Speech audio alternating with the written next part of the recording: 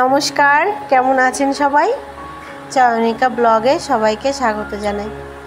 অনেক দিন পর বাবুকে স্কুলে দিয়ে রাস্তার ধার দিয়ে আসার সময় দেখলাম একটা গাছে কৃষ্ণচূড়া ফুল ফুটেছে। একটা গাছে নয়, রাস্তার ধার দিয়ে অনেক গাছেই কৃষ্ণচূড়া দেখা যায়। বাইকে বসে যখন বাইরে ঘুরতে যাই তখন এই ফুলটা দেখে খুব মনটা ভরে যায়। তো আজকে রাস্তার পাশে হাতের ধারেই পেয়ে গেলাম, মেয়েটার খুব পছন্দ, ওই জন্য ওর জন্য একটা ছাড়া তুলে নিয়ে এসেছি। আর সকাল সকাল এই যে মুড়ি মাখা চার সঙ্গে প্রতীক্ষার খুবই ভালো লাগে, ওকে মুড়িটা মেখে দিলাম। আর এদিকে মাছের ঝোল, আলু দিয়ে মাছের ঝোল ভাত। এটা হলো ভাত আলাদা করে রেখেছি, আর ও সকালে মুড়িটা মেখে খেয়েছি। আর এই দেখুন পুরো ডিম ভর্তি পাবদা মাছ। প্রায় মাছগুলো সবই এরকম বুকের মধ্যে ডিম ভর্তি রয়েছে। মাছের ঝোল করবো আজকে ভাবছি। পাবদা মাছটা খেতে ভালো লাগে। আর এই যে ডিমগুলো ভরে রয়েছে, ডিমগুলোও খেতে খুব ভালো লাগে। এবার মাছে নুন হলুদ মেখে নেব। কি করব, প্রচণ্ড গরম, গলাটা একটু ধরা ধরা রয়েছে। গত রাত্রিরে জ্বর এসছে, মেয়েটার গতদিনকে এসছে, ওরটা একটু ঠিক হয়েছে, এখন আমার ধরেছে। এই দেখুন ডিমটা বেরিয়ে পড়েছে, সব ডিমগুলোই প্রায় বেরিয়ে পড়েছে। এটা ভাবছি বের করে ফেলবো, মাছের মধ্যে রাখবো না। ডিম থেকে মাছটাকে আলাদা করে, ডিমটাও আলাদা করে রাখবো। আর একটুখানি সর্ষের তেল দিয়ে দিয়েছি, প্রচুর ছুটবে। পাবদা মাছটা গরম তেলে দিলে তেল ছোটে প্রচণ্ড, অনেকবার হাত ফাত পুড়িয়ে ফেলেছি। ওই জন্য হালকা তেল ওর সঙ্গে দিয়ে মেখে নিলাম। আর এই দেখুন প্রত্যেকটা মাছের মধ্যে ডিম রয়েছে, ডিমগুলো বেশ বড় বড়, আলাদা করে তুলে নিলাম। এবার কড়াইতে সর্ষের তেল দিয়ে দেব। কড়াই গরম হয়ে গেছে, এক এক করে মাছগুলো দিয়ে দেব। এই তাই যা তেল ছুটবে, বাবারে বাবা, হাত ফাত পুরো পুড়ে যায়। ওই দেখুন দেওয়ার সঙ্গে সঙ্গেই তেল ছোটা শুরু হয়ে গেছে।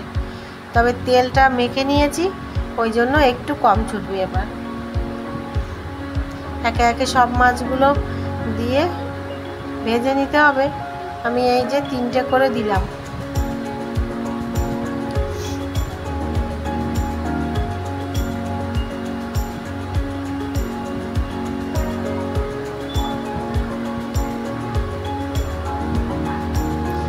মাছ ভাজা হয়ে গেছে, একসাথে করে তুলে নিলাম। এই যে এবার বাকি যে কটা ছিল দিয়ে দেব। মাছগুলো কিন্তু বড় আছে, একেবারে ছোট নয়। মাছের ঝোল করব, বেশি কিছু নয়, অল্প করে মশলাপাতি সব আমি বানিয়ে আলাদা করে রেখে দিয়েছি। মাছ ভাজা হয়ে গেছে, তেল রয়েছে, তেজপাতা আর শুকনো লঙ্কা ফোড়নে দিয়ে দেব।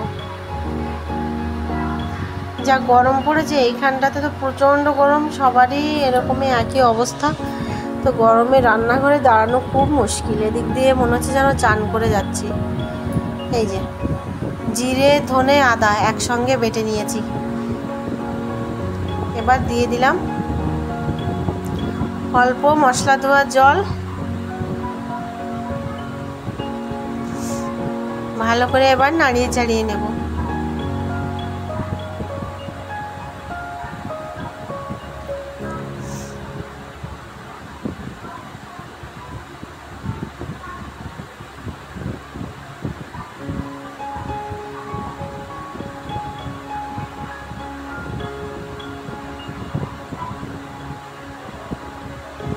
পরিমাণ মতন হলুদ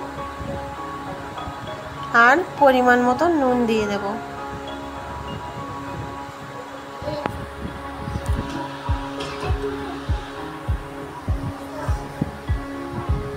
ভালো করে মশলাটা কষিয়ে নেব। এই যে মশলা কষানো তো হয়ে গেছে প্রায়, মশলা দিয়ে সুন্দর তেল ছেড়ে দিয়েছে।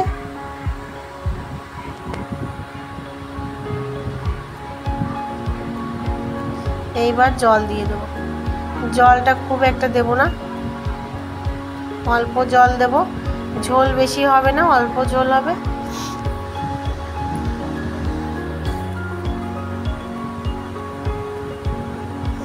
এবার ঢাকা দিয়ে জলটা ফুটিয়ে নেব। কিছুক্ষণ ঢাকা দিয়ে রাখার পরে ঝোলটা ফুটে গেছে। এই যে ডিমগুলো এবার দিয়ে দেবো ঝোলের মধ্যে।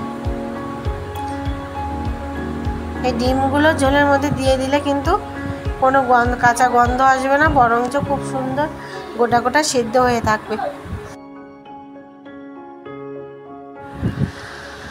এই দেখুন ডিমগুলো সব সেদ্ধ হয়ে গেছে।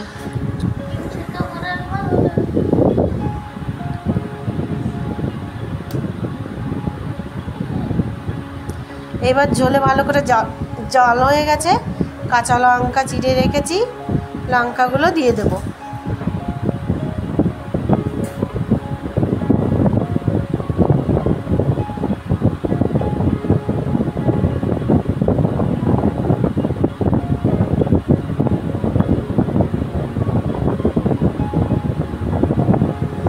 এই যে ভাজা মাছগুলো এক এক করে এবার মাছগুলো ঝোলের মধ্যে দিয়ে দেবো।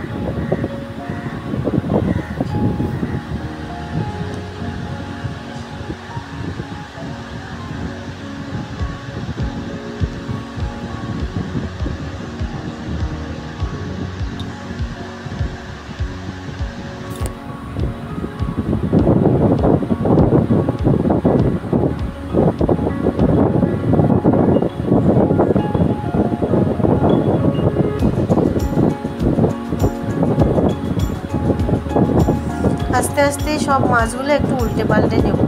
পাবদা মাছ তো খুব নরম হয়, তাই একটু সাবধানে উল্টে পাল্টে নেব, মাছগুলো গোটা থাকা চাই। এই যে ঝোলে দেখুন একেবারে জাল হয়ে এসছে এখন শেষের দিকে।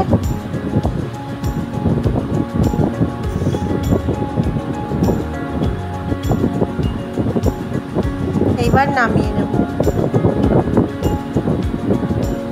গরমের সময় বেশিরভাগ দিনগুলোই আমি চেষ্টা করি খুব কম মশলা দিয়ে হালকা পাতলা রান্না করার। তো আজকে এই অবধি, সবাই অনেক ভালো থাকবেন, সুস্থ থাকবেন।